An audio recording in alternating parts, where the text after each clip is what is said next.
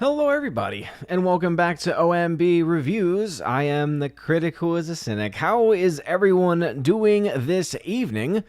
Welcome to the Welcome to Asgard podcast, episode 356, where tonight we'll talk a little bit about the Tolkien Society continuing attack on reason and logic when it comes to the life, legacy, and history of J.R.R. Tolkien.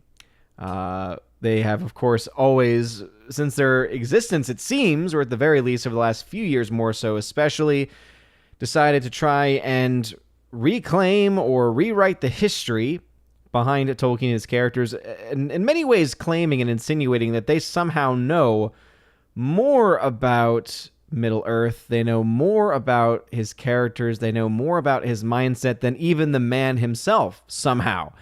And so we'll talk about an article from our friends over at Bounding Into Comics talking about this, about how apparently there is a new paper that is going to be featured at an upcoming event at Oxenmoot in 2022 titled J.R.R. Tolkien, Culture Warrior, the Alt-Right Religious Crusades Appropriation of Tolkien. That's right. Oh my goodness. The hypocrisy, the irony in the title of that article alone is just, it's phenomenal. So we'll talk about that. We'll also, of course, have our general movie talk discussion, a little bit of the box office. Lightyear, of course, continuing to not do much of anything. Jurassic World Dominion up to $831 million worldwide. Minions already at $216 million worldwide. And, of course, Top Gun Maverick continuing to rock the box office with over $1.1 billion. And so all of these stories and more tonight. So if you have any comments or questions throughout the stream, you know what to do. Put @Odin at the very beginning of your comment. @Odin lets me know you're trying to get my attention. And if you are a member on the YouTube channel, you do not have to worry about doing that. But we'll go ahead and say hello to some people in the chat. But first things first, I need to get this little doc set up here in my OBS. That way I can see if anyone posts any comments over on the Odyssey chat, because we are live on YouTube, on Odyssey, on Twitter, on DLive as well. All right, now that has been set up properly, we'll head now into the chat. We got Orange Chat Reviews. Hail to you, good sir, saying, cannot wait to hear what the Tolkien Society has been up to, probably as brain dead as an inbred orc. Well, yes, that pretty much goes without saying. And I'd be amazed if between all of the members of the Tolkien Society, if they could actually cobble up one single brain with all of the cells that they would have combined. Bruce, showing those good vibes. Hail to you, good sir. Thank you for being here. Keely Chow, hail to you. Thank you very much for being here. Miss Minnesota Hockey Fan, how about a hockey player? Thanks for being a member on the channel. Hail to you. Thank you very much for joining again. We got Tina B in the chat. Hail to you. Again, smash that like button, please. Slap that fire button on Odyssey. We got Laura, the modern major general of the channel. Shorty Short. How's it going, Laura? G-Monkey76, hail to you. Tina, sorry to hear about you having the keyboard issues. The only thing I could think of would be to reach out to, I guess, Google, or I forget the name of the manufacturer that made that specific Chromebook, because that shouldn't be happening. It's not nearly anywhere close to being old enough for those kinds of issues to be happening at this point. That's pretty ridiculous. Alrighty. We got Alice McCarthy in the chat. Hail to you, good sir. Howdy, Odin. How's it going since this morning? Hey, no real change at all. Was able to get some things done around the house, which was nice. Was able to get all of the giveaway items. So for those that are in that Keeper of the Bifrost giveaways channel, I have all of those in the mail. All of those are now in the mail, and they were picked up today. So hopefully within the next week or so, you will get them. And then I started to get some things organized for the rosaries that I'm going to be starting to ship out as well. But I'm glad to hear that you are doing very, very well in your recovery, good sir. And I stand by the statement before. Please make sure that you get some good high quality photos going on, man, rather than the photo of the video that looks like it was taken from back in 2007. Mr. Roy, hail to you. Thanks for being here. Fear of FEMA, hail to you. Thank you very much for being here. We got Gus in the chat. Thank you very much for tagging. Tina will be back. She's dealing with some tech issues on her end. General Wingster, hail to you, good sir. He is a member on the channel now, thanks to Low Watermark. Says, I got my food. Oh, let's do this. Hey, glad to hear that you got your food ready for a good time. Again, Mr. Roy, hope you're doing well at work. Let's see. Curzilla, what's going on? Hail to you. Glad to have you in the chat. Saw you were coming in. Saw your comment this morning on the Good Morning Asgard podcast. So sad that you missed that stream. But hey, it's always at the same time, unless I let y'all know on the socials that it's not. So don't do it again. Jacob Ironside, what's going on, good sir? Thanks for being here. Keck44 in the chat as well.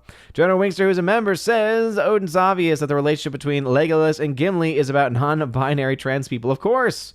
Of course. Why would it not? Why would it not? We also got Low Watermark in the chat, the legend, who gifted subs to not only members here on OMB Reviews, but also on Friday Night Tights. That was a lot of fun to watch happen in real time. John Phillips, what's going on? We got Star Cabal in the chat, too. What is up? How is it going? Appreciate you being here. Let's see. Tina B says, sorry, folks, I'm gone. My keyboards aren't working. The laptop keeps kicking me off of YouTube. And yet, I keep on being able to read your messages. What's going on? Is it working or is it not working? It's all good. Visit channel Kenny Lee. What's up? Thanks for the tag. Say hello, Odin. How has the summer gone? Summer's gone pretty well. Haven't done as much reading as I would have liked, but I've also been able to, now up to the last episode in season 4 of DS9, so doing very well. Was able to make several rosaries today. I'm still waiting on some supplies to come in for the crucifixes and the medals. Those should be in on Thursday, and so then I'll be able to finish up some of those and hopefully start shipping those out this week. Let's see, we got Nathan Slay in the chat. Hail to you, saying, hello again, Alden. Not much else has happened for me today either. Glad you got stuff done. Yeah, it's always good to have to be a little bit productive. Tina says, the laptop is kicking me off YouTube. I'm on my phone, and that's not going to hack it. I'll try to get back. So, Tina, I would ask two things, because I know that you have a Chromebook. One, are you using the YouTube app, and is that kicking you off? Or are you on the Chrome browser and on YouTube.com? I would say if you haven't done one or the other, try whichever one you haven't done up to this point, because that might help to explain or might be able to help. So again, there's obviously the YouTube app built into the Chrome OS software, but you can also go to YouTube directly using the browser, and sometimes that can help. At least that's what my own experience has been. Limited experience with Chromebooks, but it sometimes does work. Curzilla says, I overslept. Hey, sleep is a beautiful thing, so definitely will not ever criticize anyone for that. By the way, Low Watermark, thank you for the $25 donation. Thank you very much for the donation via Streamlabs. Very much appreciate that. Says, hail Odin, keep up the good works. Thank you so much, man. Appreciate your donation. Really does mean a lot. Full Metal Cowboy, hail to you. Thanks for being in the chat. Tina B says, I'm tagging you off. Tagging me off. I don't know what that's supposed to mean, but... Orange Reviews, who's a member, says, Movie Talk, have you ever seen The Bank Job with Jason Statham? It's about Baker Street bank robbery in the UK in the 1970s.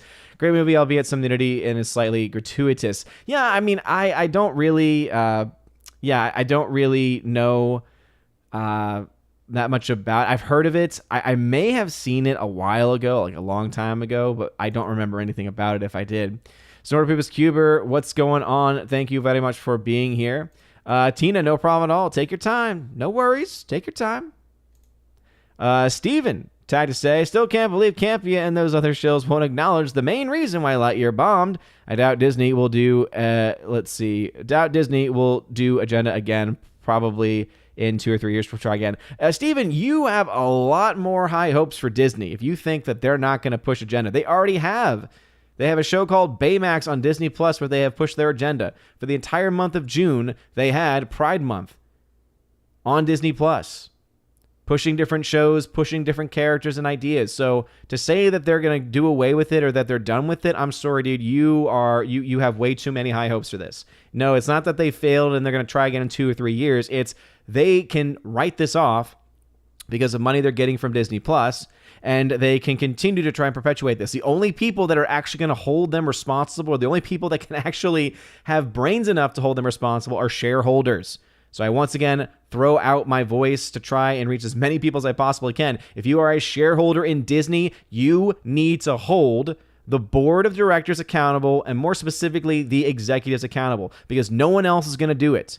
They're all in bed with each other. They're not going to hold each other accountable. You need to actually step up, because I don't know what else at this point can really wake them up to this fact. Because Disney's just going to say, oh yeah, maybe we lost money on this film, but hey, we're making some money with Disney Plus. Or they'll try to argue saying, yeah, well, you know what? Look at all the money we made from Doctor Strange 2, and hey, we're going to make some money from Thor Love and Thunder. The only way it's going to happen is if you have it from the inside, from internally. And the only people internally that I could possibly think of doing anything would be if they were somehow, some way able to get shareholders to say something about it. But yeah, this is not they tried it and they're going to try it again. No, again, they're not stopping. they have not stopped at any point, and I doubt that they ever will. Rob D. Tad to say hello again. Picked up 4 Blu-rays of the Dollar Tree this weekend. Taking the film 1, 2, 3 from 74, Ant-Man and the Wasp, Solo, Star Wars Story, and Ratchet and Clank. Dang, son. I mean, don't get me wrong. I totally understand Solo, Star Wars Story, and Ant-Man and the Wasp being in the dollar bin, but dang.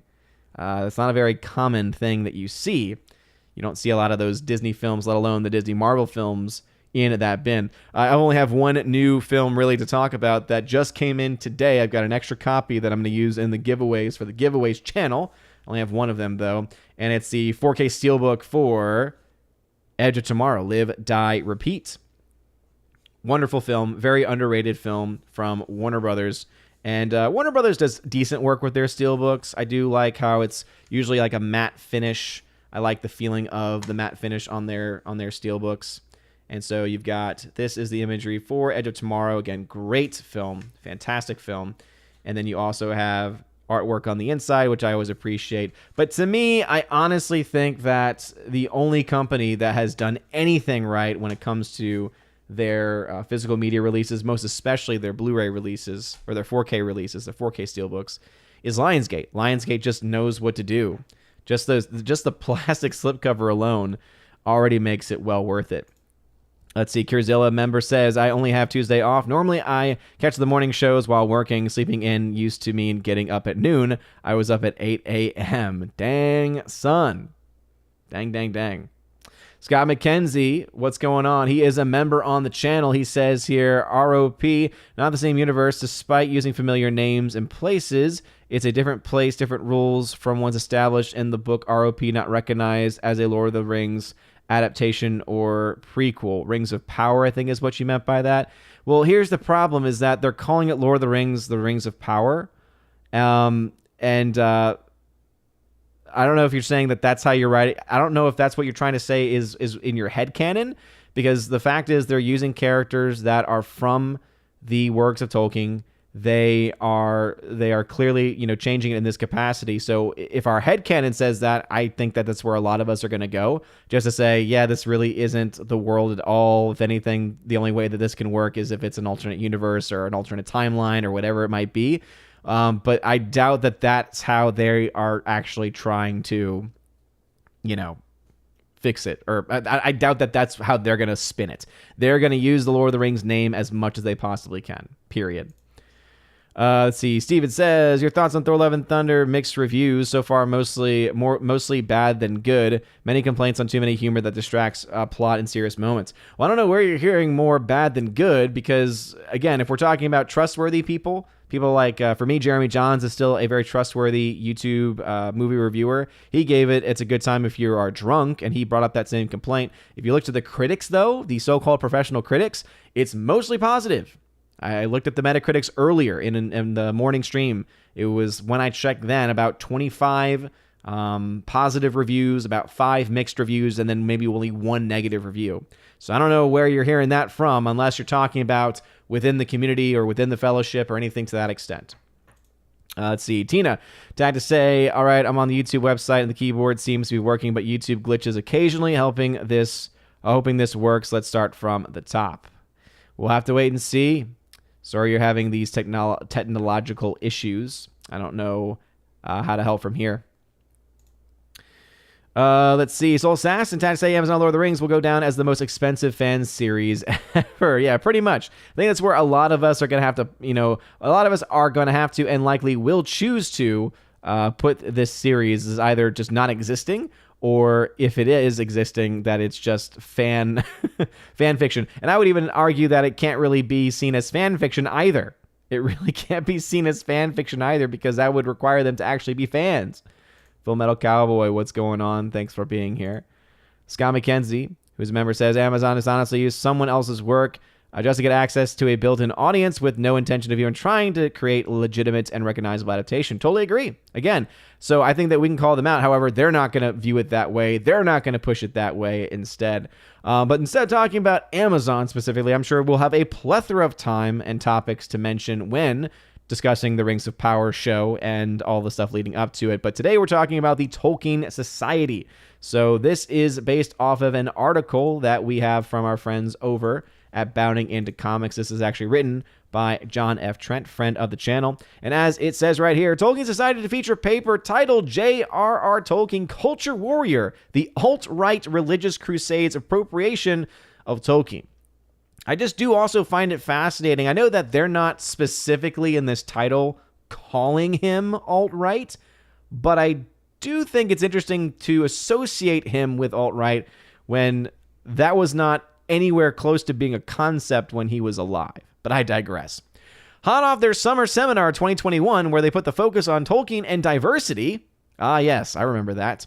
The Tolkien Society will now feature a paper at their upcoming Oxenmoot event, claiming there is an alt-right religious crusade to appropriate J.R.R. Tolkien. Interesting. An alt-right religious crusade. That's a very interesting bit of language there. I wouldn't be surprised if you actually looked into it to find out that Tolkien probably would have been in support of said so-called crusade. But I digress. If you are unfamiliar with Oxenmoot, the Tolkien Society describes it as an annual event hosted by the Tolkien Society, which brings together Tolkien fans, scholars, students, and society members from across the world. I think that's a bit laughable when you host things last year like Tolkien and, Tolkien and diversity?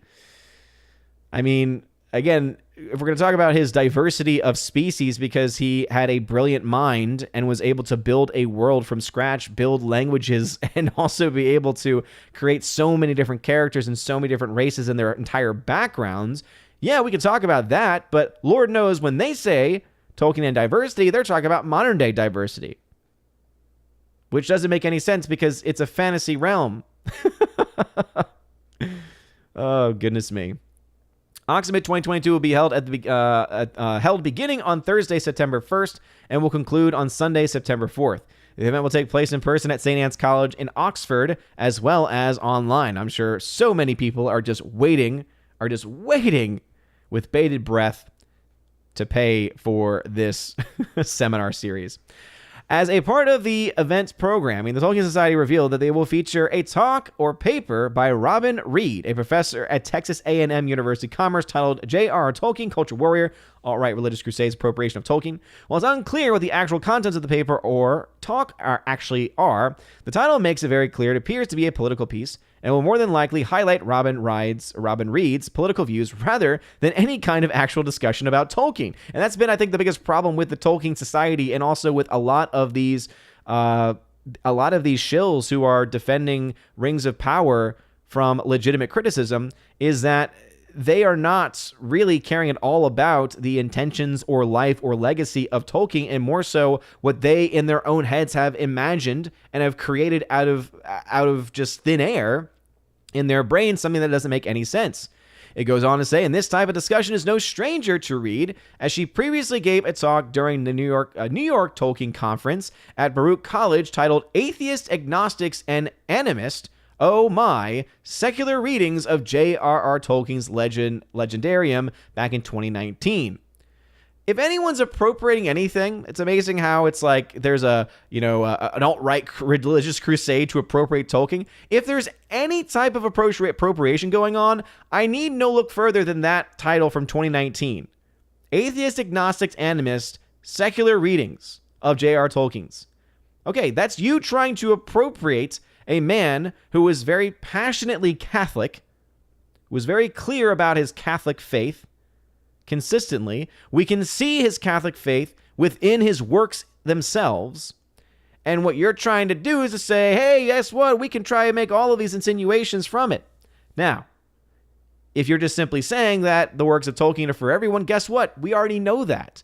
That's what's so amazing about the work of Tolkien.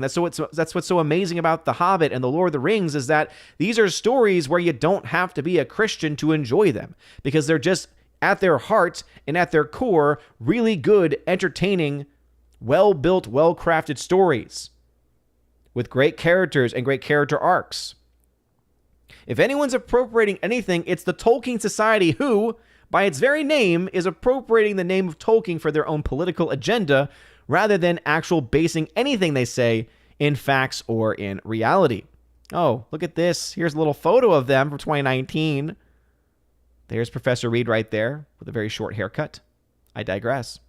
Regardless of the contents of Reed's talk or paper, Tolkien made it very clear that The Lord of the Rings were a Catholic work. In letter 142 to Father Robert Murray, S.J., Tolkien wrote, quote, "I have been cheered especially by what you have said, this time and before, because you are more perceptive, especially in some directions, than anyone else, and have even revealed to me more clearly some things about my work. I think I know exactly what you mean by the order of grace, and of course by your references to Our Lady, upon which all my own small perception of beauty, both in majesty and simplicity, is founded. The Lord of the Rings is, of course, a fundamentally religious and Catholic work, unconsciously so at first, but consciously in the revision, he declared. That is why I have not put in or have cut out practically all references to anything like religion, to cults or practices in the imaginary world, for the religious element is absorbed into the story and the symbolism. However, that is very clumsily put and sounds more self-important than I feel, for as a matter of fact, I have consciously planned very little and should chiefly be grateful for having been brought up since I was 8 in a faith that has nourished me and taught me all the little that I know, and that I owe to my mother, clung to her conversion and died young, largely through the hardships of poverty resulting from it." So again, in his own work, of course, a fundamentally religious and Catholic work.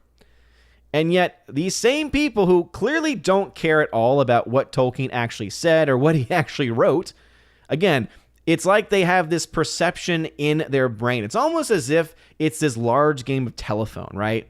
It's almost as if they've received the stories of The Lord of the Rings, that they've received the stories of The Hobbit, they've received all of these different stories, all these different works through telephone, so they only get a perception of what the story is about, probably a skewed version of the story itself, and then they take that and say, you know what I'm going to do? I'm going to take this broken perception of the story, and then I'm going to run with it to say whatever it is that I want to say. So again, the only appropriation that's happening here is from this group, is from the Tolkien Society.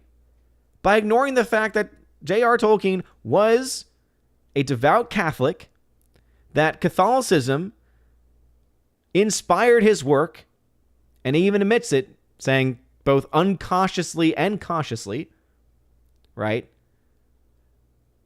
That cannot be denied. And even if he didn't say that as clearly, it's already clear if you know his upbringing and then look to the very clear themes that his stories tell. But again, they don't care about any actual truth whatsoever.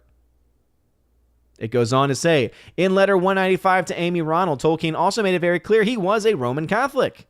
Tolkien wrote, "One point, Frodo's attitude to weapons was personal.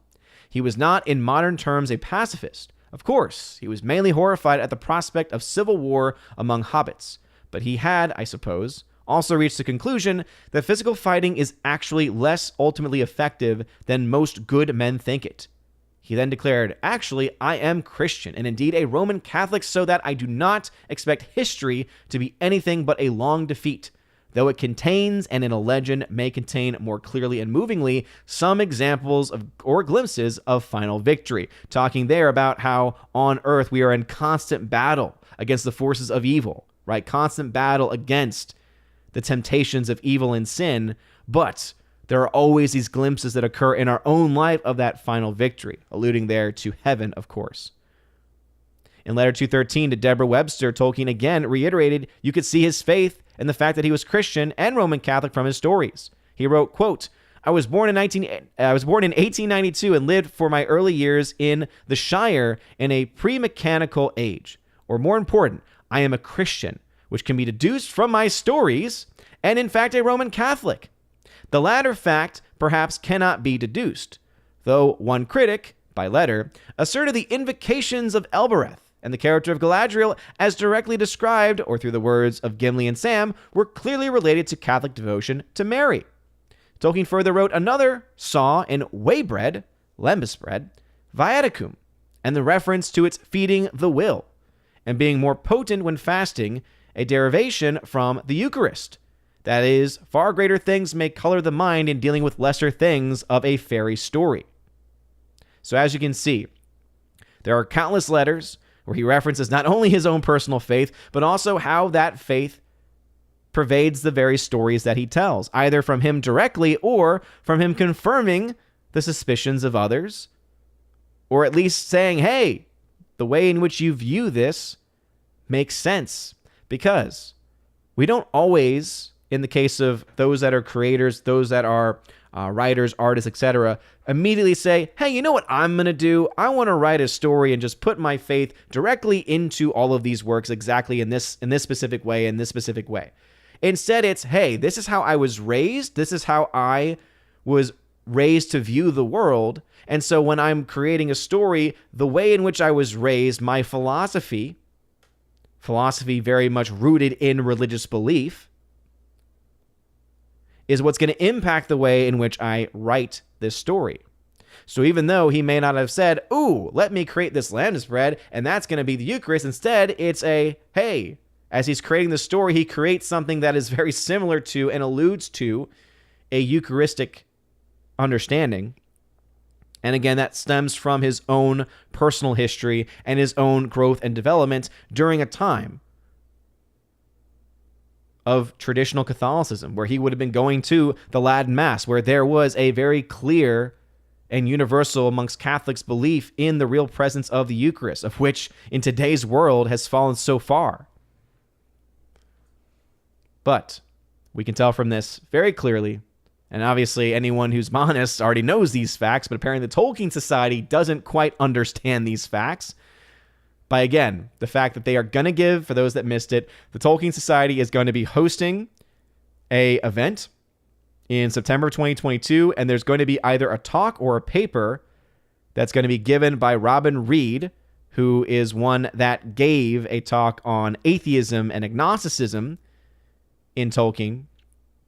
And her title for this talk and paper is J.R. Tolkien, Culture Warrior, the Alt-Right Religious Crusades Appropriation of Tolkien. No, again, the only appropriating going on here is from you, Robin Reed, and from the Tolkien Society themselves. Again, there's no religious crusade to appropriate Tolkien. Tolkien was already very clearly, passionately, and vocally Catholic. Very, very passionately a Christian, a believer in Christ, and admits to the fact that Catholicism influenced his stories. You don't have to be a Catholic to still enjoy his stories. But I do think that you appreciate them and understand them at a much deeper level if you do come from the same background. It's similar to other stories written in other cultures. If you're part of that culture or you know about that culture, you can dive further into the deeper meanings. The only crusade is the far left's crusade to try to appropriate Tolkien for their own uses. It's amazing how if they're not trying to cancel him outright, instead, they're trying to create up gobbledygook nonsense.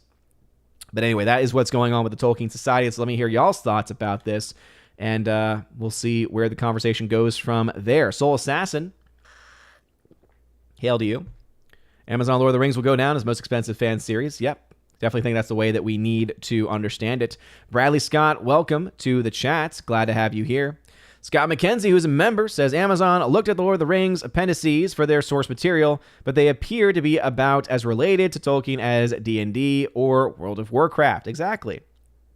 They can claim that they got their inspiration or their characters from wherever, but if you're not going to make it with the proper understanding of where these characters come from and the mindset of the creator themselves, you're going to fail, ultimately.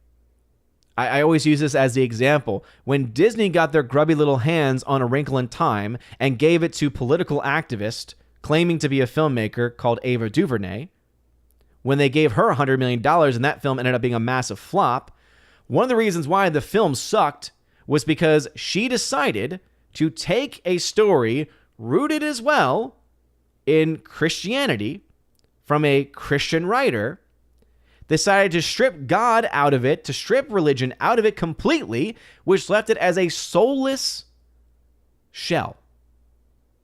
And that's what these people want to do. That's what the Tolkien Society want to do. That is what anyone who tries to take any of these stories, adapt them, re-understand them for the modern world, that's what they want to do. They want to strip any sense of religion. It's not even just any sense of Christ or any sense of faith, any sense of religion. He doesn't say, I'm a Christian, I'm a follower of Christ. He says, I am a Roman Catholic. Again, religion is not just a series of beliefs. It is an act of the will to offer proper worship to God. And clearly that had a major impact in his stories, in his life. Important for us to talk about. Snora Poopis says, I will have to regard the Amazon garbage the same way. I used to look at the bad Lord of the Rings fan fiction. It is anathema and has nothing to do with the real works of J.R.R. Tolkien. Absolutely. Absolutely. Steven tagged to say, now that we are in the prime season of summer block movies, what movies do you plan on seeing this month? I talked about that earlier in the stream. There really isn't a whole lot left that I have any interest in going to see. Bullet Train is the next one I can think of, and that's not until August. So, General Wingster, who's a member, says, Snora Poopis, I got all books and the first 3 movies. I am content. Boom. There you go. Zach Gregg definitely seems that way. It's kind of hard to argue the alternative. Nathan Slay, Jeremy Johns is cool, but him calling Avatar aspectacular as well, having so much faith in Avatar 2, I find disturbing. Well, he's still human, and he can still make mistakes. So I'll still go to bat for him because he's one of the very few mainstream movie reviewers that at the very least will more publicly call out companies like Disney for Star Wars and for their Marvel stuff. So Sherry Allen, what's going on? Thank you for being here. Appreciate it. Curzilla, who is a member, says JRRT's work is complete. In my opinion, anything being created or added to the Legendarium, now it's only being done for agenda. Absolutely. Absolutely. His works are set in stone. All right? What inspired those works is set in stone. So that means 2 things. One, you can't just go out of your way to recreate in your own image the foundational principles that led and inspired the way he wrote. And 2, you can't just add new things and say these are a part of the world of Tolkien when they were never at any point in the mind, on the radar. Chris from the 80s, what's going on? Welcome. John Phillips, welcome to the chat. Appreciate you having you here. Nearside Cyclops, what's going on? Welcome back. Let's see, Rob Deep, tagged to say, I remember years back, SJWs complained that there's no female wizards in Lord of the Rings. They don't even know wizard means male and witch means female. Saying female wizard is like saying male princess. Yes. But you see, what you just used there was simple reasoning and logic, of which many of these people don't actually have. They never had to take critical thinking skills. They never had to take courses on how to think critically. They never took a basic philosophy course either. Because if they had, they would understand some of these concepts, and even if they disagreed with them, could at the very least wrap their heads around it, be able to perceive it, understand it, etc. But they didn't, and they don't. And so therefore, they are left simply with whatever it is that their liberal college professors have preached to them as truth, as doctrine, and have been spun a lie, which is sad to see. Scott McKenzie, for Tolkien, Catholicism was not an opinion to which one subscribed, but a reality to which one submitted. Amen. Absolutely. Because that is what faith is. Again, it's not just, we have, I think, in our modern world, this understanding of faith and religion through a false premise. What it is it's to use the mind, our intellect, and our will, and submit them to God for his greater glory. That is what faith truly is, and that's what religion truly is as well. But right now, we live in a world where these terms have been kind of turned on their heads to mean something that they're not. And I think people are unfortunately missing the forest for the trees, I should say, when it comes down to these understandings. But yeah, it's, again, Catholicism, that same goes for me too. It's not just an opinion, right? It is reality itself, right? My Catholic faith pervades and influences all of the decisions that I make in this life. John Phillips, what's going on? Thenotas Felicitas says, the only trilogy that is more Christian than The Lord of the Rings, The Chronicles of Narnia. Absolutely. Absolutely. All right, we got Harwick in the chat saying, Tolkien clarified that his wizards were angelic beings rather than practitioners of witchcraft, and that he used the word wizard in the classical sense of one who is wise. Yeah. And that's why, if you actually pay attention even just to the movies, right, and you pay attention to the character of Gandalf, what is Gandalf doing more often than anything else? He is spinning wisdom. He is helping. He is counseling. Yes, does he use, magic from time to time? Sure, he is a wizard. But more so than not, he is obviously fighting, or he is giving wisdom. Snortopoopus, who is a member, says, these are the same types of morons who use to talk about there not any money in Lord of the Rings, despite Bilbo giving out pennies to the children and Frodo paying 12 silver pennies for Bill the pony. Yes, absolutely. Yeah, because I'm sure that it makes sense for any world that's ever built, especially one where it's obviously a fantasy world, but it's very much rooted in things that Tolkien would have had in his own life. I mean, the bars, the pubs, right? I'm sure that those had an influence in how he understood those. And guess what? Yeah, you don't just get it for free. You got to pay for it. Sounds more like a socialist utopia, which we, as all of us who have any common sense know, is complete garbage.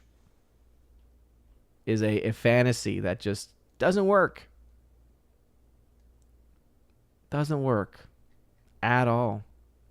Sherry Allen tagged and said, it's a shame that most of today's authors aren't at the same standard as Tolkien. No, and just think about it, though. It's almost impossible for us to ever conceive of having the next Tolkien, because think about the world that Tolkien grew up in. It was a much more Christian society. It was a much more Christian world. There was a much higher influence of the church in the world, too. And we can talk about how there are negatives to that as well from a political standpoint, because we all know, even if one is a member of the church, does not make that person perfect. However, it's within the church herself where once you start to see a degradation of catechesis, once you start to see a degradation of the philosophical principles that root our faith in reason and the intellect, not just a feeling, but in reason and the intellect, and understanding it as a submission of the will and intellect to something that is greater than ourselves, which is what the very definition of true love is, to put the good of another before our own. In the case of God, it's called faith, religion, right? To put God's will ahead of ourselves, right? To submit our will, to submit our intellect, which is a difficult choice to make. But we look at a world now where so few people do that. Makes sense then that you have a lot of these stories that don't really come about. And I'm not saying that you have to be a Catholic to write a good series or a good story. There are countless other stories and countless other writers that have existed who have not been Christian. But I do think that that is a big part of it. Because as we've just mentioned in this chat alone, if you talk about some of the greatest fantasies of the last however many years, the two names that come up come from Christian backgrounds. You have C.S. Lewis, G.K. Chesterton, Tolkien. I mean, I don't know many other people that are bigger than them. Scott McKenzie says Tolkien influenced his friend C.S. Lewis towards being a theist. Yeah. Got close to, pushing in other directions as well.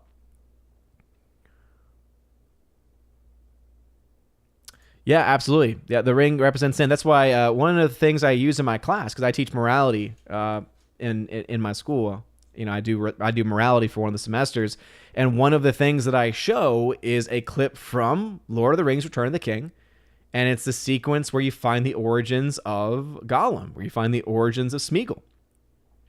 And it's meant to show the effects of sin.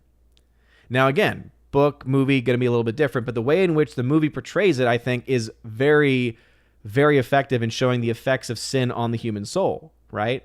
What does it do? It leads him to literally give up reason, right? To give up logic itself, to kill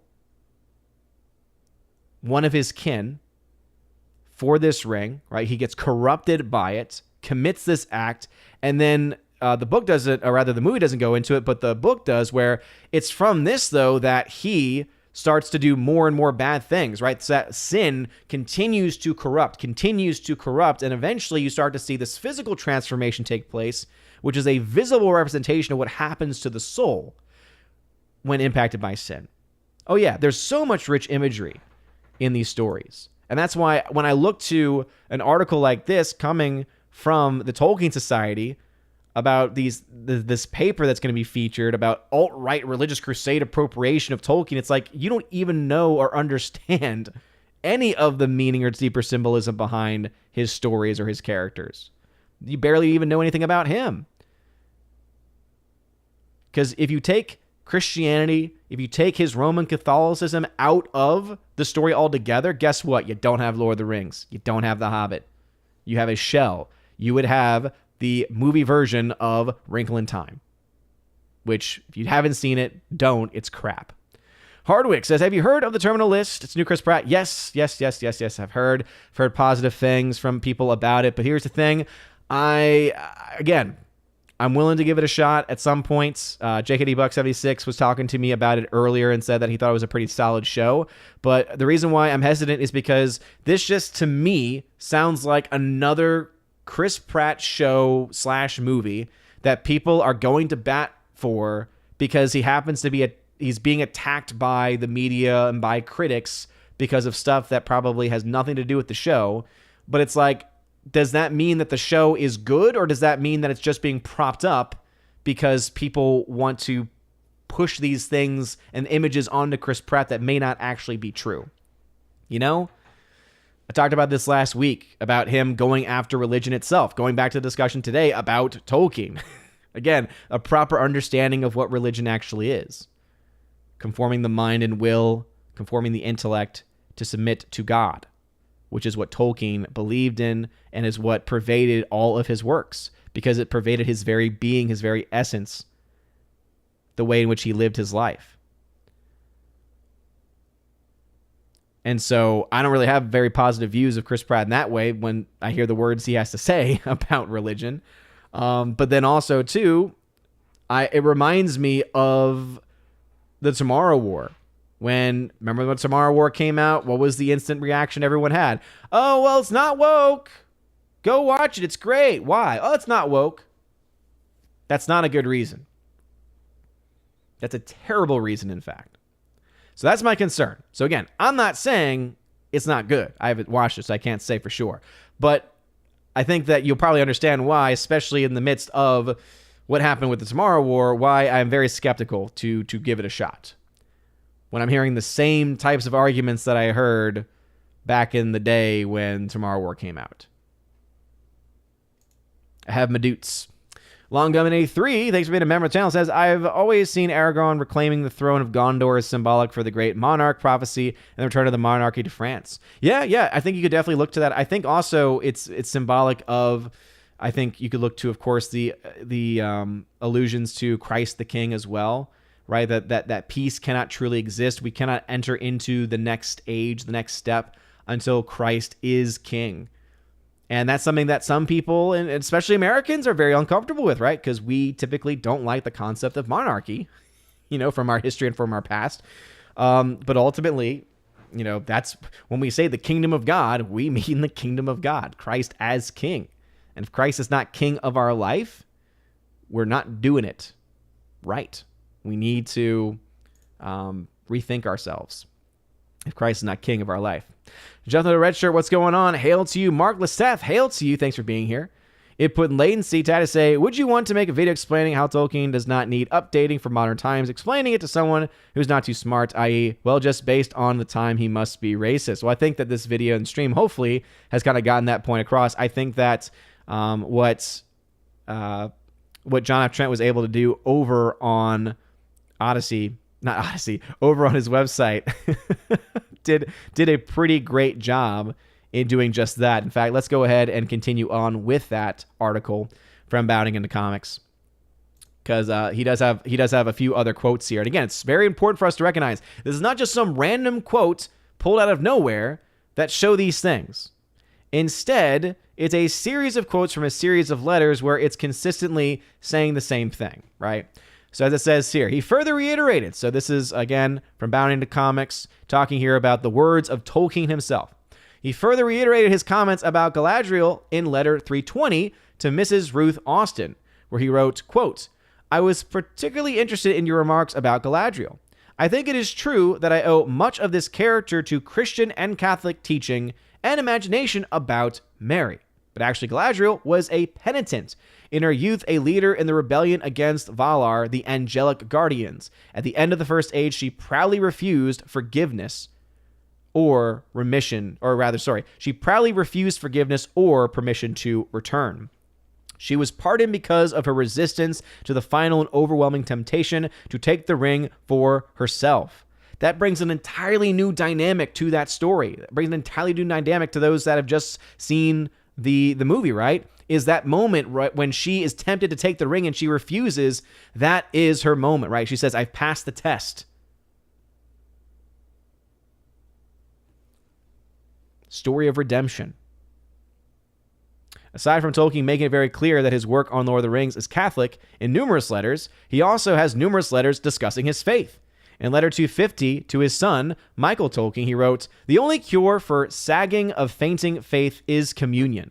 Though always itself perfect and complete and inviolate, the blessed sacrament does not operate completely and once for all in any of us. Like the act of faith, it must be continuous and grow by exercise. Frequency is of the highest effect. 7 times a week is more nourishing than 7 times at intervals.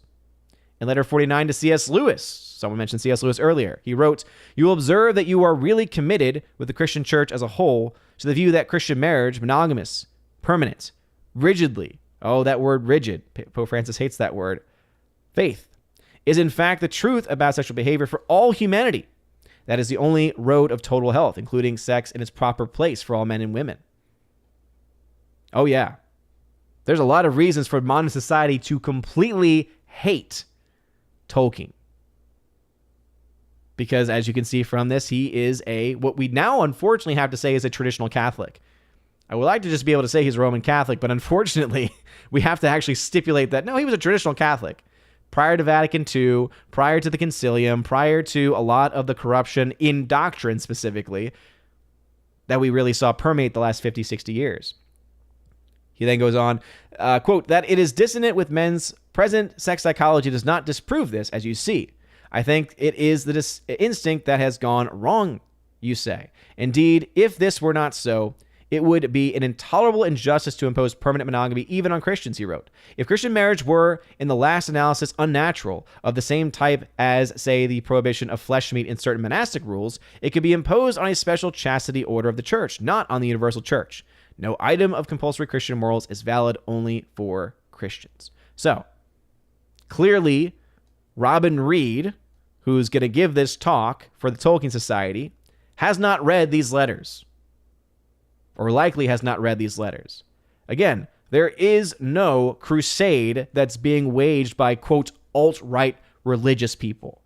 It's rather Catholics recognizing Catholics, or rather recognizing the Catholicism that is pervading all of the works and the mind and the life of Tolkien.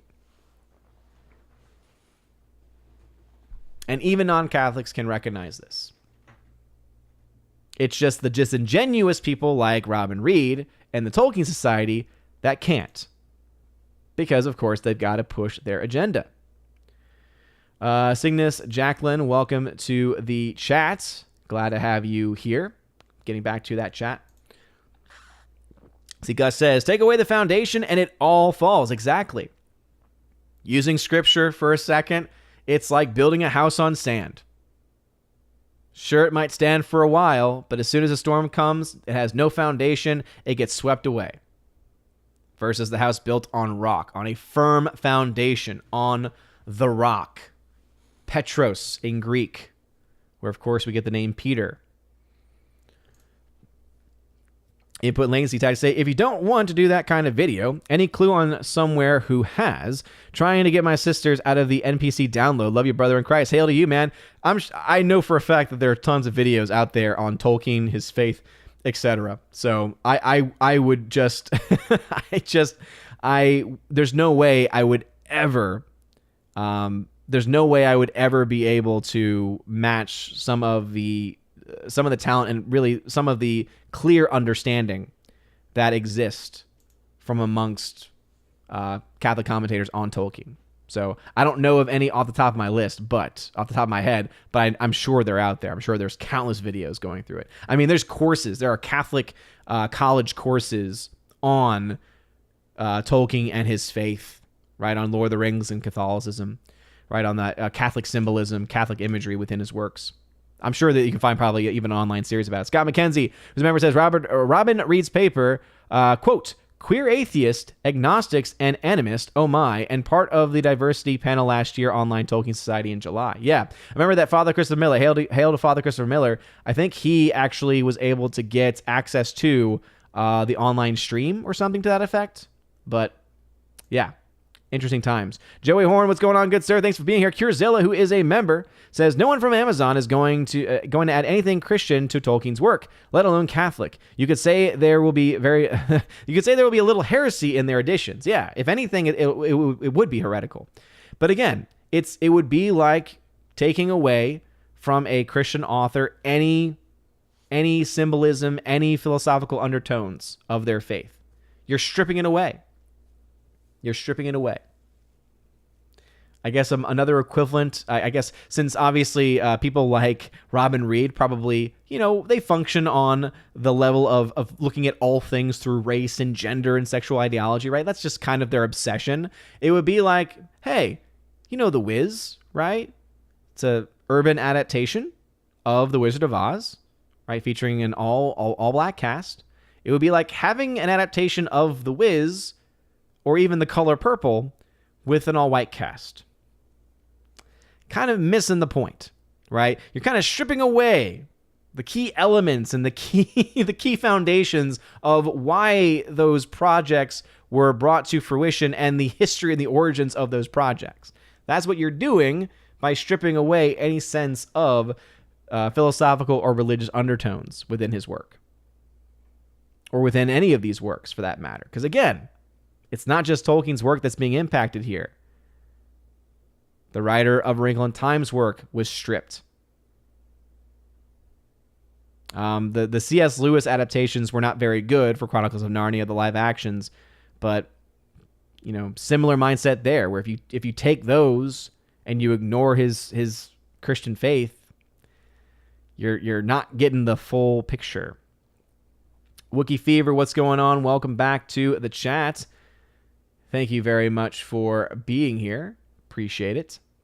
Snortopupus Cuber, who is a member, says the Elvish words for wizard are Istar or Ithron, and more or less mean one who knows. Exactly. By the way, Snow Golem 13 and Abomination, I see y'all over on Odyssey. Thanks for being here. If y'all have a comment or question that you want me to read, just put @Odin at the very beginning of your comment. Shout out to the Odyssey fam. But yeah, absolutely. Not to mention, let's just for a moment talk about how amazing it is how anyone, but especially Tolkien in this specific instance, was able to create his own language. I mean, it's just phenomenal. It truly is. Talk about languages that if I had all the time in the world that I'd learn. Jenna Wingster, who's a member, says, I remember an Asian woman author complaining that Tolkien's books were still outselling hers and others, even though he's dead. Yes. You want to know how that happens? When you create an iconic work that stands the test of time. The problem with a lot of modern stories, even ones that might be on the number one or top 5 best-selling books on the New York Times bestsellers list. You want to know what the problem with those stories is? Most of them fade away. Most of them might have their own little small fan base that keeps them going, but ultimately they don't actually ascend culture. Again, if we're talking about some of the greatest works of fiction of all time, some of the greatest authors of all time, Tolkien, Lewis, Chesterton are always in the discussion. Kevin Ord, welcome to the chat. Appreciate you being here. I saw this mention of orthodoxy. Yeah, there's a lot. I still need to read a lot of G.K. Chesterton's work, C.S. Lewis's work as well. I've got, there was a set of C.S. Lewis books, specifically his works on faith and religion. And so I can't wait to actually dive into those stories. So many things I want to read and go through. Hardwick tagged to say one of the biggest progenitors of fantasy genre was Robert E. Howard, who was agnostic, but even he created religious characters. Conan worships Chrome, and Solomon Kane is a Puritan. Yeah, and that's the other thing too, right? Is even in the authors that are not themselves persons of faith, because they live in the world and because they live in a even like a post-Christian world. What that means is that they are still going to be influenced by Christianity. So that, I think, is another aspect to it that we have to look into as well. Is even if someone is not a person, in a personal follower of faith, a personal follower of Christ, what impact did Christian education have on their life? What impact did the Christian cultural values, because we look to our own country, we look to our own founding documents, and they are pervaded with Judeo-Christian values and understandings of the world. So, again, Scott McKenzie, who's a member, says, Tolkien Society has clearly embraced the woke religion. Exactly. It's a dangerous one. Orange Tower Reviews member says, if the ring represents sin, and Frodo gives into it at the final moment, what does that say about Frodo because he chose to keep it? If it wasn't for Gollum and his clumsiness, the ring wins out. But here's the thing. Even though he gives into that temptation, what happens? Something evil happens to him. And this is where I think, for me, I look to that as a commentary on how God allows things to happen sometimes. And sometimes we don't know why, right? Why does God allow any of these terrible things in our life that actually happen? There's always a reason. We may not clearly understand it right away. It may not be something that's directly towards us. Maybe it's the impact that event has on someone else in our life, right? To know the will and to know the mind of God is like trying to fill the entire ocean into a small hole on the beach, right? That's back to a story of St. Augustine. To try and fit the mind of God into the human mind is impossible. To try to understand completely the will of God is impossible. So I looked at that rather as these things happened, and yet what was Frodo allowed to do? Frodo was allowed still, even at the even at the bottom, right? Even after committing one of the most heinous, in this context, sins imaginable, he still had a path. Gollum had decades and decades and decades and decades and decades of time and of chances. Losing the ring, for instance. We look to that and we say, okay, there's a chance for him to have that separation. There's a lot. Oh man, we can have so much conversations about the symbolism within these stories, but that's how I would look at it personally. John Baker, what's up? Thanks for being here. Appreciate you. Snakes in the chat. Input latency. Tad to say, I feel we should drop the phrase, it's better than what's out nowadays, since it's saying nothing. Sure, the sandwich was blander than sand, but at least it's not injected with bubonic plague. Yes, input latency. That's exactly the point. That's exactly the point I'm trying to make. That's going back to the comment that I was making specifically about the Tomorrow War, but it can be made about a lot of other movies too. Right? If our main argument for supporting and defending a movie is, well, hey, at least it's not woke, is like saying, well, hey, this sandwich doesn't taste very good, but at least it's not poison, am I right? It's just no. It's silly. It's silly. No, we need to support good projects. That's why, for me, I look to what the Daily Wire's doing, and I look to documentaries like What is a Woman? And I say that's actually a really well-made documentary that I think is so important for this generation, the most important documentary of this generation, that I think everyone needs to see it. I look to what they've done with Terror on the Prairie, and is it a perfect film? No. Is it a solid little film? Yeah, absolutely. There's a lot of good stuff in there.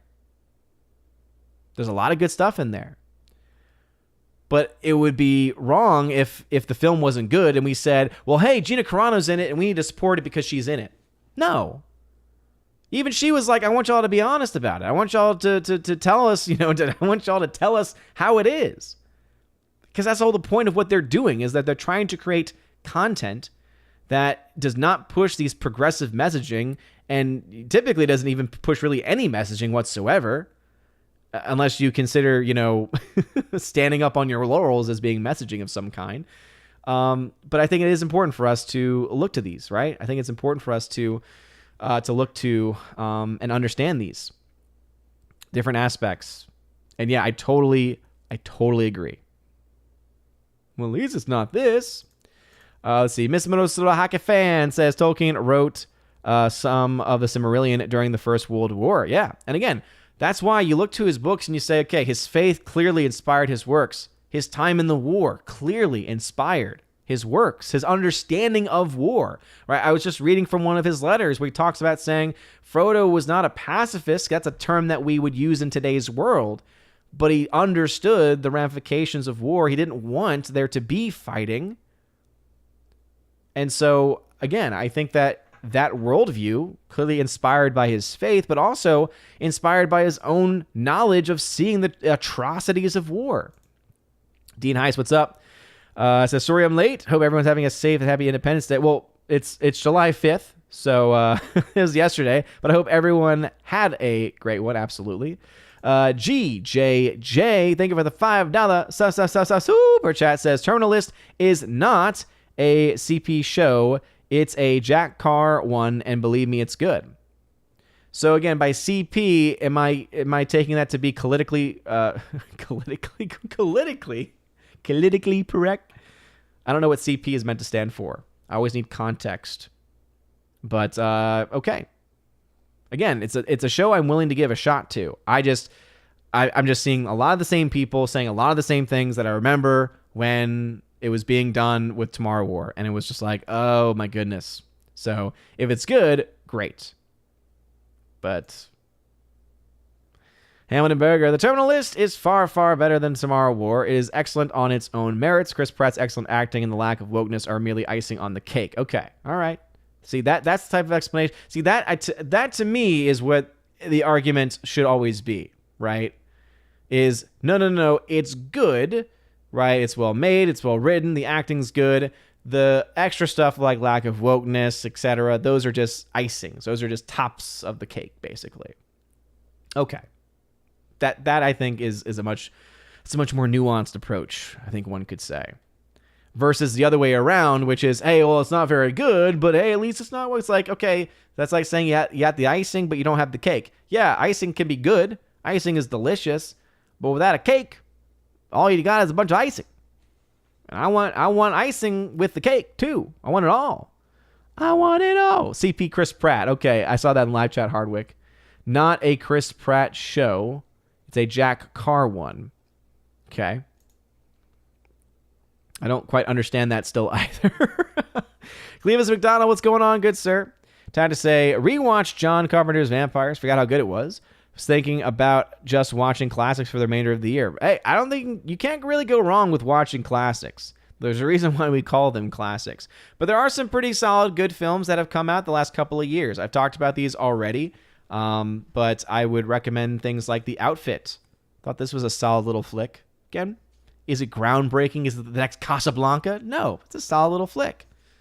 I would also put up there Old Henry. Solid little film as well. Again, both of them are solid B-range films for me.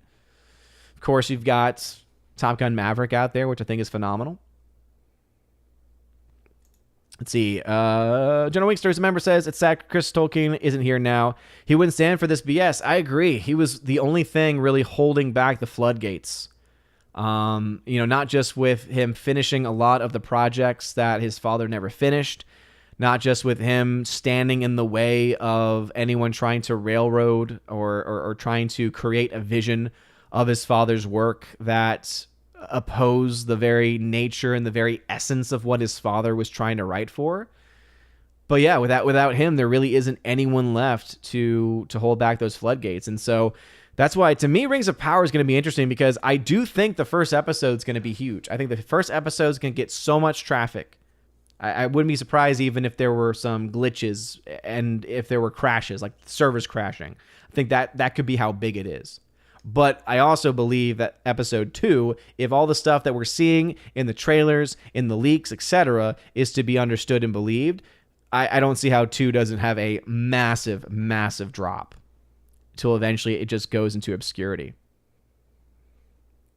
Let's see. Gus tagged to say, just bought the Lord of the Rings set. Going to read it with my son in hopes that we can start a new tradition. Gus, that's awesome. Yeah, I cannot wait for baby Thor to be at the age when he can actually either read or rather be read to.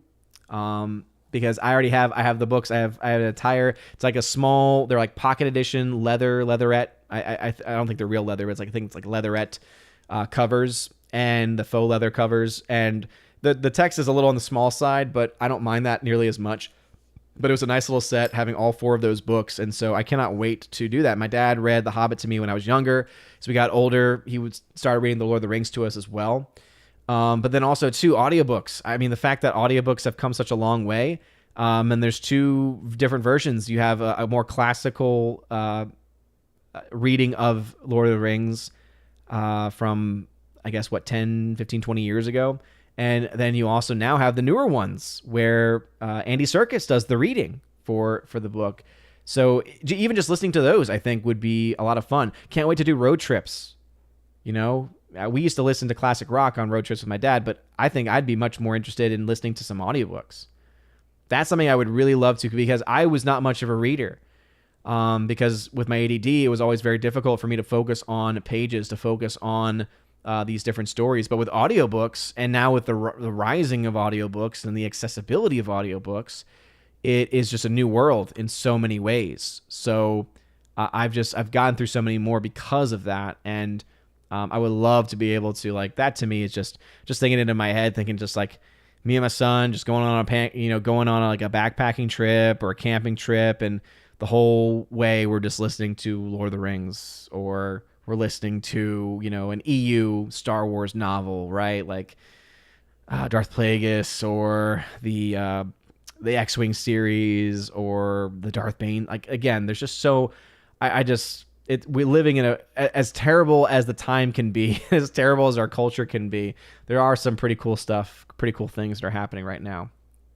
Let's see. General Wingster, whose member says, so an atheist is going to talk about a story enveloped in religious subtext. Sounds about right. Exactly. That's exactly what's going on here.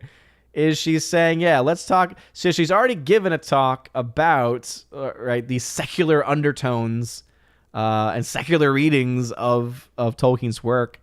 But now they're creating this false narrative of a so-called alt-right religious crusade to appropriate his work. It's like, no. Like, you realize that Tolkien is more Catholic than the vast majority of Catholics today, because he actually understood his faith. He actually understood that faith is not just a set of beliefs. It is an act of the will and intellect. He understood it. He got it, because there was so much better catechesis during that time. I think it was better catechesis in addition to a much more sacred liturgy as well. All of those go hand in hand together. The law of faith is the law of belief. Lex orandi, lex credendi. What we pray is what we believe. If what we pray is the priest facing us at a table, giving us the image of a meal, versus a priest at an altar facing the altar with all of us in worship, hopefully that small image itself shows you two clearly different understandings. Masters of the Nerd, and welcome to the chat, good sir. Curzilla, who is a member on the channel, says, anyone that supports the traditional family with both parents at the home, kids going to school, father leading worship values are seen as the enemy by modern Hollywood, mainstream media, etc. Absolutely. Absolutely. And it's like, it's not even just that they're viewed as being one of many options, but that they are viewed as the enemy. I think that is the biggest part of it, right? Is that it's demonized. It's not just that it said, oh, well, that's fine if that's something that your family does and there's other families that exist, right? It would be one thing if that was what was being said. I think there's a conversation that can be had there at the very least. But when your mindset, when your argument, as you just pointed out, right, and what we see in the mainstream media and in modern Hollywood is, no, it's evil and we're going to condemn it. Yeah, guess what? Going to cause some problems. Orange Reviews says, I've been saying it, their yearnings to change Tolkien's work will lead to republishing that will inevitably change the published work, which would be a travesty. Twain's works were altered too. Yeah. Now, I do think there's less of a chance of that happening with Tolkien's work because when it comes to the works of Twain, I think the only things I can, again, correct me if I'm wrong, the only things that were changed were words that were offensive. Like, even though I think that they should remain in the book, I'm not someone that believes in editing these types of books, by the way, but I do think that they deserve to stay in the books. But I also recognize that the words themselves that were being pulled were words that in and of themselves were incredibly offensive and derogatory. There really isn't any of that in Tolkien's work at all. That's one of the great things about Tolkien's work is that you can literally have it shown and read to anybody, whereas with the works of Twain or the works of others, you do need to have, I think, a bit of a cultural, not of a trigger warning, but of a cultural, hey, before you read this, because again, kids are kids. And so you need to have those conversations of, hey, guess what? This is how people spoke during this time. And this is the reason why this book is so important. This is the reason why this book cannot be changed, because we need to understand what these things were like historically if we're going to have any idea or understanding of where these people were coming from, and also why it is that this existed at this time, right? So I do think there's a bit of a difference there. I don't think that books should be changed at all, by the way. Again, I want to reiterate that I do not support the changing of books in any way. Okay, I just want to make that clear. But I don't think that you're going to see the same type of editing because you don't have the same type of issue.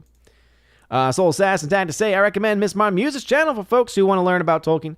She, Stig, and Rainey are doing the Silmarillion one chapter every week. Yeah, huge shout out to Miss Martin Muses. She is a member of the channel, been a member of the channel for a long time.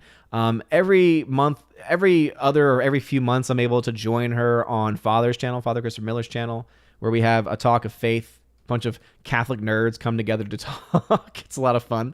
But yeah, huge shout out to her. I need to dive into their streams.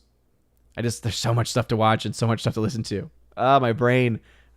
I need a time turner from Harry Potter. Rob D, what's your opinion on silent films? I'm no fan. I can't get past the audible film reel. The people look unnatural when they move, the scenes being vignettes. It depends on the film. I mentioned one earlier today, actually, in the morning stream. Someone asked who my favorite stunt person or stunt sequence is, and I went old school with my first one, and it was Buster Keaton with Sherlock Jr.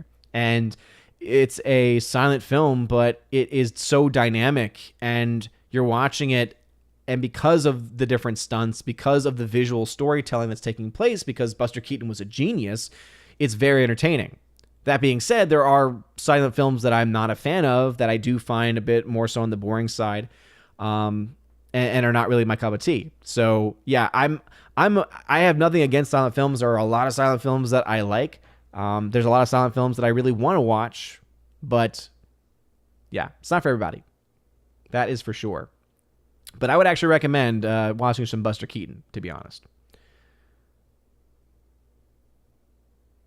Let's see. Input latency. Had to say, apparently, Thor Love and Thunder got a 7 out of 10 from IGN, a.k.a. the lowest rating that IGN can give. Orange Review says he created several languages. Yep. 2 Elvish, I believe, 3 Dwarvish dialects, Black speech, and others. Oh, yeah. I was just saying the fact that he created a language at all. I mean, by today's standards, creating one language already is a bit. Miss Martin Muses says, sorry, not Miss Minnesota Hockey Fan. I have Miss Martin Muses it from another comment, but Miss Minnesota Hockey Fan says, A Hobbit, a Wardrobe, and a Great War by Joseph LeConte is a fantastic book about Tolkien and Lewis. Nice. I like the title of that just on the surface. So now, of course, I've misplaced my pen somewhere. Oh, well. I'll have to remind myself of that later on. Hold on, Tina B, I saw some of the caps here. It says, LA Times just partially slammed Bloat and Blunder, painless and pointless. Remember, take liquor if you go, per Jeremy Johns. Yeah, I think Jeremy Johns has the best review because I think he is the fairest, right? He says, hey, were there things that I thought were hilarious and laughed at? Absolutely. But guess what? A lot of the times when I laughed, I then a minute later said, yeah, I was stupid. It's like, yes, that is the type of honesty that we need in our reviews. Let's see, Sherry Allen says, author Conan Doyle, Sherlock Holmes, another example of great works. Rare example, Grand Film Studio kept it close as possible to the works with Jeremy Brett as Sherlock Holmes. Yeah. Again, there is a time when Hollywood actually, even Hollywood itself actually, was a lot more willing to be true to the source material. Clevis McDonald says, these NPCs have no reverence, got timeless classics and holy texts, and only a matter of time before Jesus' life and teachings are ignored. Instead, shift focus on some irrelevant nonsense. Nope. They have no reverence for it whatsoever. You're completely correct on that. And it's this lack of reverence and this lack of understanding for these various works, for their importance to our own cultural understanding of the world itself. I mean, think about how many things, I think it's amazing to me how so many people try to and desire for us to be in a post-Christian world or a post-Judeo-Christian world. And yet think about just how much of the world has been influenced by the works of Scripture. And even prior to that, you even go back to the ancient Greeks. You even go back to this non-Judeo-Christian philosophy. Much of it is very close to what we find in modern Judeo-Christian political and social religious discourse. So, yeah. But anyway, I found my pen. I found my pen. So let me see if I can find that. Yeah, a Hobbit, wardrobe, and Great War. LeConte. Cool. All right. We'll try and get through some more of these chats before we get to the end of the stream. It's been flying by tonight, people. It's been fun. Judge Dredd has a, hey, Odin chat, how are you doing? How much stuff do you think there will be in Love and Thunder?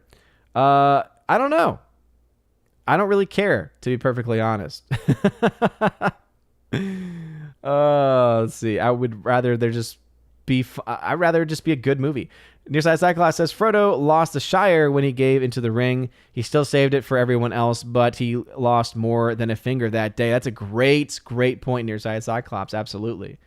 Right? Because even though he gave in, he still survived. Because sometimes that happens, right? Sometimes we give into some of the deepest and darkest things that you would normally find no recovery from, and yet we are still given a path. But it's going to cost us, right? There's an act of penance there. I think you can look at his not returning to the Shire as being a great example of an act of penance. The Ghost, what's going on? Welcome. Unknowns, what's going on? Curzilla, hail to you. Member says, when we see quality on the market, we need to support it. The woke corporations will notice where money is going. Exactly. That's why we need to see quality. We need to support quality. And it can't just be, we're going to support non-woke stuff. Because if it's just non-woke stuff, if it's bad non-woke stuff, meaning if it's really terrible quality, we're going to send the wrong message there. And also, it's going to be a lot harder for us to get people on our side on anything, or for us to be able to really have any solid ground to stand on if we continue to back projects like Tomorrow War, for instance, which really aren't all that good. Because then people say, oh, you're just supporting random projects because of politics, which is exactly what we're being critical of in the first place. So we cannot do the same. Clifton 3D, what's going on? Welcome. Hardwick, there's the comment about Chris Pratt. Yeah, I don't know exactly what was being said there either because he is still in the show. Rob D, honestly wish Amazon made Lord of the Rings spoof with a 7-foot-tall hobbit and a vegetarian dwarf. At least you know it's not meant to be taken seriously. At this point, I think a lot of us would much rather watch it. I did watch it finally. Definitely, it wouldn't be it's not one of my favorites of 2021, but it's a solid B. It was a solid film. Hardwick, yep, I did. I didn't do a official video for it on the channel, but I think I was able to do an Instagram and Twitter video about it. And I have a letterboxed star score up about it. But they were both solid Bs. Snort Poopus. I love listening to Lord of the Rings audiobooks. I hope the library gets the Andy Serkis version so I can listen to it too. Yeah, I just really like Andy Serkis' voice. I just think that there's something very calming about it, etc. Let's see, Laura says, sorry, I'm being quiet. I got no sleep last night because of the fireworks. Oh, no, yeah. I assume that's not because of you. It's probably because of the dogs. Yeah, poor River. She is terrified of fireworks. So, they're already on anxiety meds. So we have to, when we know there's going to be fireworks from a baseball game or New Year's or 4th of July, we always have to double med. And because there were fireworks all weekend where we were, it was not good. Let's see. Scott McKenzie says, agree the audiobooks are good and the dramatized ones are excellent. And I do like the circus readings. Yeah. He at one point did a charity live stream where he was just reading the entire book. I think it may have just been The Hobbit, but still, it's really cool. Ms. Minnesota fan, I did not read Lord of the Rings until I was 14. My cousin gave me and my sister a copy of The Hobbit and Fellowship. Nice. Very cool. Hardwick says, have you heard of the audio recording of Tolkien reading the Ride of the Rohirrim? He prayed over the tape recorder first because he didn't fully trust new technology not to be diabolical. That's awesome. I have not heard that one. I've seen it, though. I've seen that clip online, so I can find it. Tina says, Stephanie will not make it tonight. She's not only just getting off from work, she's sick. She's going home and crashing. We're praying for Steph. Steph, if you're listening now or in the future, hope you are getting well, getting better soon. We are going to wrap things up here pretty soon. It relates to Tolkien was more Catholic than most Catholics today. Ouch. That hits deep. Pray for those claiming to be Catholic but believe very un-Catholic things. What's your name again? Pansy Nolosi? Yeah. I would... And yeah, it might be controversial, but I would say J.R. Tolkien was more Catholic than Pope Francis. Just being honest. Just being honest. At least more Orthodox. There's two sides. There's Orthodox, and by this I don't mean the Orthodox Church, but Orthodox teaching, traditional teaching. And then there's heterodox, which is opposed to Orthodox, meaning that it's pushing heresy. All right, let's see. Gus says, funny you mention road trips and audiobooks. We will likely do a family trip to Arizona for a church conference and very tempted to blast some Lord of the Rings. Just got into audiobooks too. Nice, dude. Yeah, I recommend. I think both are good. The Andy Serkis ones are definitely newer, so quality is a little bit better there from just general quality standpoint. But from what I've listened to, it's pretty good. From what I listened to, it's pretty good. Hardwick says, to be clear, I don't mean that his prayer is in the recording. He prayed over the tape recorder. Yeah, that's what I assumed you meant in the first place. Son of the Red Fox, thank you for being in the chat. Snorter Poopus, who's a member, says, they finished the Silmarillion 2 weeks ago. Having discussed Lord of the Rings and The Hobbit, they may be moving on to the Wheel of Time. Okay, very cool.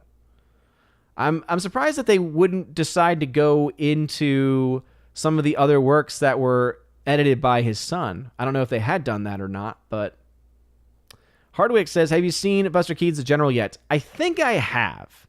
Is that the one with the train? If so, I believe I have seen it. It's been a while. It's been years since I have seen them, though. Bruce says, enjoy sound films made with subtitles in mind. A foreign language film subtitle I cannot watch. It's why my anime is dubbed. Ooh, boo! Oh man, I'm sorry, dude. I love my Japanese live action samurai films. Scott McKenzie says Joseph Pierce Tolkien books are excellent. Is he a Catholic author? I want to say I've heard that name before, and I want to say it's within the context of Catholic commentator on the works of Tolkien. Of course, you know that would definitely appeal to me. Unknown says, nice shirt. Yeah, absolutely. Fight the Empire. Also, shout out to Drunk 3PO for this shirt design. I don't know if this shirt design's available anymore. I know when we were at the con, he said he thought the design only had 7 days left, but I think there's going to be a new design soon. Let's see. Laura says, A Hobbit Wardrobe, Great War, how J.R. Tolkien, C.S. Lewis rediscovered faith, friendship, and heroism in the Cataclysm of 1914-1918. Is that the full title of the book? Oh my goodness. Talk about long-winded titles. My lord. Oh, my Lanta. Oh, man. If it laid see, a world without religion, atheist power, fantasy, something like the Jetsons, reality, kindergarten drag show, story time, led by people in very special registry. Yep. Great point.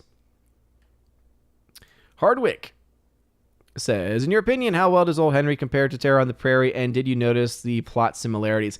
There definitely was. I understood, yeah, because I remember you had said that there were some plot similarities. I kind of get that, but it is also pretty different too. So there's some similarities. There are, I think, some pretty key differences though that make them films that you could enjoy close together and not feel like you're watching the same movie because there are enough differences. I thought it was good. I think that the quality of Old Henry is definitely higher than that from Terror on the Prairie. I think I ended up giving, what did I get? I always forget what the scores I gave, but I think I gave Terror on the Prairie like a B, like a solid B, and then I think I gave Old Henry like a B plus. And I would stand by that in my head as far as like the difference in grading. They're very similar. They're both very solid films, and I like them both for different reasons. See, Good Wrench tagged to say, I think you said you were part of the way through season 4 of DS9. Have you seen the Hard Time episode with O'Brien, one of my faves? Yes. You mean the one when he spends, 20 years in prison in his mind? Oh my goodness, yes. We're going to do a season 3 breakdown on RTF Media, Restoring the Faith Media. We did one, me, Anthony Stein, Ryan Grant. We did season 1. We're waiting on Anthony Stein to finish season 2. He's a Catholic YouTuber. His channel is Return to Tradition, great channel. And so we're waiting for him to finish season 2. We're going to do commentary on season 2. And what we did for season 1 was we all listed our top 3 episodes. I think that one's going to be on my top 3 episodes for season 4, man. Because that one was just, again, from just a conceptual level, having a prison within your mind where you feel every single thing, I think is amazing. But then also, too, the impact it has on him in his real life. Oh, yeah. Lots of really good stuff there. And it kind of reminded me of a Twilight Zone-esque story arc. But yeah, great episode. All right, we got some super chats. I was waiting to highlight these, so thank you again for these super chats. We got Buford T. Justice. What's going on, Buford? Thank you for the $50 super chat. Says, long live canon and lore. The Pope needs to go.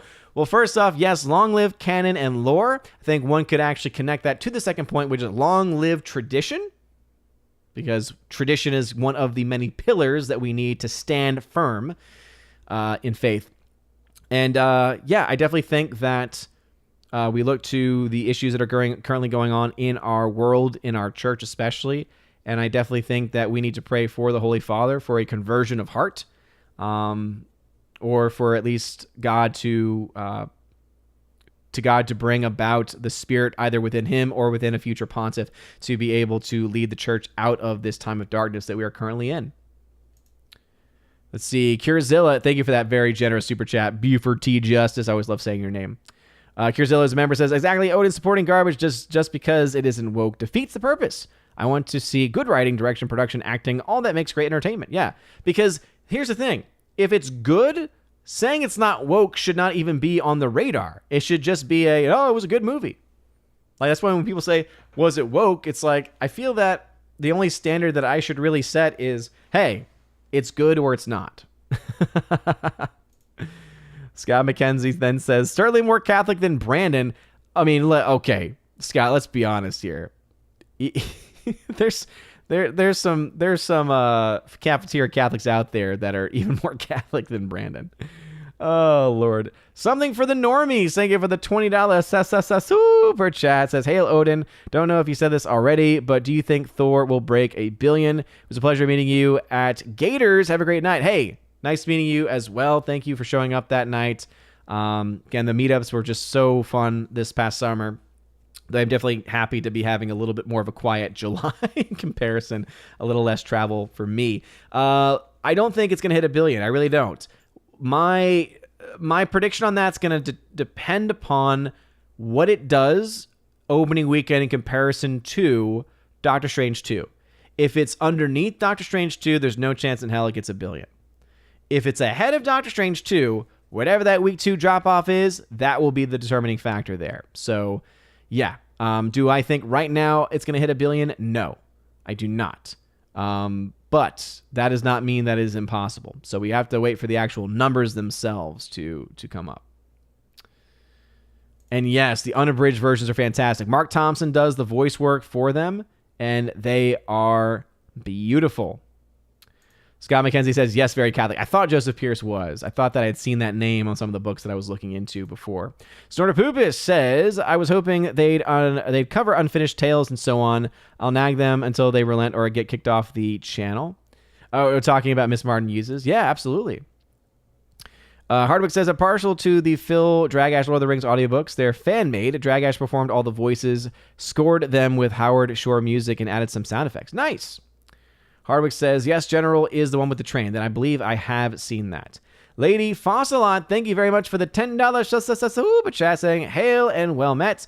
I would like to recommend the Tolkien book version of Lord of the Rings audiobook. It's free on the app or here on YouTube. It has the sounds, music from the cartoons, movies. Enjoy. Ah, very cool. Very, very cool. He said the Tolkien book version. I assume that's not the same as the Phil Dragas version. So it sounds like there's a lot of different versions that people recommend. All right, we are right about at time, so let's go ahead and finish up these comments. So no more comments, please. I'm waiting for Disney to blame Putin for Lightyear flopping. You know what? The show media will blame Putin before they blame any of the identity politics. Hands down. 70B, glad to see you in the chat. Hope you are feeling better. Hope you get well very, very quickly. Praying for you. Very sorry to hear about you not feeling well. But thank you for stopping by nonetheless. So go get some rest. Go get better. Go have maybe some soup or something. Snorter Poopus. If Francis retires, he'll be called the Pope Demeritus. Oh, I'm going to a hot place for that. No, it's a joke. It's a sense of, you have a sense of humor. So it's not like you're going out of your way to disparage the Holy Father in a non-charitable way. That would be going to, but you did not just do that. So no, that's the thing is I don't really see him stepping down. There's a great book out there called The Dictator Pope, and it kind of goes into some of the behind the scenes of the early days of the Francis Pontificate, and really just how much, even though he puts out the perception of being a lot more for collegiality, and he's obviously pushing these synods, right? The synod on synodality, the synod on conversations, the conversation on conversations, the meeting on meetings. It's not very likely that he would ever willingly step down. Not to mention that would create such a weird chaos in the church, already more so than it is if you had two retired popes living around. Scott McKenzie said, apologies to the real Brandon. I meant it for Biden when Pelosi was mentioned. Oh no, trust me, I think anyone here knows exactly what was being referenced there. Sierra Production, what's going on, man? Been a while. Glad to have you here. Mike Jackson, I need the numbers. Yes, I do need the numbers. I saw someone put hashtag Lightyear lost money. They did. They're going to lose a lot of money. Yeah, absolutely. So if you have more content that you want to listen to, I would say check out Geeks and Gamers for Tuesday night's main event. I believe it always starts late. So I'm assuming the start time is like 10 p.m. Eastern time. Don't know exactly their start time, but around that time, Geeks and Gamers channel. But that is going to be it for me for today. So thank you all very much. It's been a fun discussion about Tolkien. I am by no means a Tolkien expert, but I could definitely say I know a little bit more about them than these knuckleheads over at the Tolkien Society. Because if you don't quite understand the fact that to say that, quote, there's a religious crusade to appropriate Tolkien, you don't actually understand his own faith background. He grew up in a time and was raised in a time of faith when it was taught and when it was spread in a orthodox fashion, when the mass mirrored that teaching, mirrored that faith in a much more, I would say, a much more solemn fashion, where it truly matched the lex credendi, right? Lex orandi, lex credendi. The law of prayer is the law of faith. Law of faith is the law of prayer. And so I think it's important for us just to always remember that. And that's just for any author, right? To try to take away anything, whether it be religion, whether it be cultural background, whatever it might be. If you strip that away from an author's work, it leaves it soulless. It leaves behind a soulless husk. And that's exactly what they would try and will try and continue to try and do when it comes to Rings of Power, when it comes to the Tolkien Society and these nonsensical books and nonsensical stories and nonsensical speeches and papers that they're putting out. Anyway, so thank y'all very much for being in here. This has been a ton of fun tonight. Please make sure you smash the like button, light that fire button. Honestly, shout out to Tina and Steph, my Valks. Tina, thank you for putting up with some of the technical issues early on. Steph, I hope that you get well. Be praying for you to get well very, very, very soon. And to everyone else, thank you all for being here. Thank you for the super chats, for the donations. Seriously, it really does mean a lot. And yeah, thank you all again, as always. If you want to learn out more information about how to support the channel, check out the top link in the description below. You find out ways to support the channel. Also, there's ways to get perks if you subscribe or follow me over on Patreon, Subscribestar, or Locals. More information can be found in that description link. Anyway, you guys are all amazing. Here is the July shoutouts video. I was able to finally get it done. Earliest I've gotten it done in a while. Anyway, you guys are great. Have a wonderful rest of your evening. And as always, see you tomorrow morning. And God bless.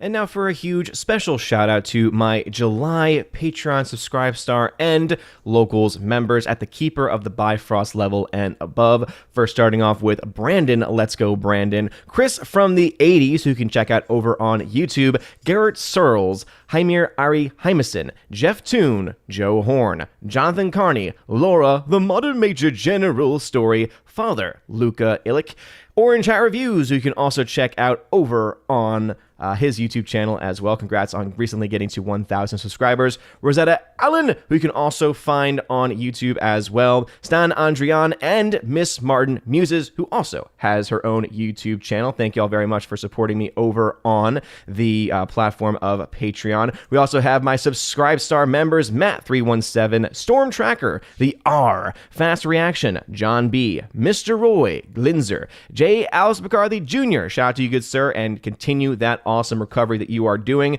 Dean Heiss, J-Rod, the Beer Guru, and ZK-Man. ZK-Man, you can find out over and follow him on Twitter as well. And we also have my Locals members. We have of course, the lovely and amazing Minnesota hockey fan. How about a hockey player? UAB UAB Mad Dog, Mike Jackson for the win, and Robert Barnes, as well as Brett D90. Thank you very much. And my last supporter, of course, is the amazing Tina B, Empress of the Universe, one of my mods on the channel. Check out her new show with my other Valkyrie, Stephanie B, on her channel, Tina B's channel, which is called Soup to Nuts. Go check that out because it is pretty awesome and fun content. Anyway, that is going to be it for all of my Keeper of the Bifrost level members and above. If you want your name shout out at the end of every video and live stream, please make sure that you check out the top link of the video description. It is w.lo, the Willow link, as I like to call it, and you can find my Patreon, Subscribe Star, etc., where you can get not only shout-outs, but also access to an exclusive podcast that I do with John the Flickpick Flickinger every single month, and also access to giveaways of Blu-rays, 4Ks, etc., all that good stuff. Check that out in the video description. You guys are all